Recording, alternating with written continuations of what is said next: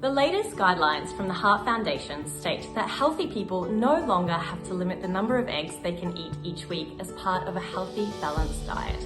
And research from the CSIRO supports this, along with the Australian Dietary Guidelines. So if previously you've advised healthy patients to limit their intake of eggs each week, the research and most up-to-date guidelines no longer support this. You can now feel confident in encouraging your patients to incorporate eggs into their diet regularly. Eggs are such a great food because a serve of eggs contains 13 important vitamins and minerals, and they're high in protein, making them the perfect breakfast, lunch, dinner, snack, or added to desserts. I don't know many other foods that can boast that kind of versatility.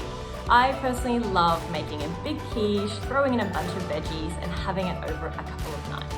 What are your favorite egg recipes?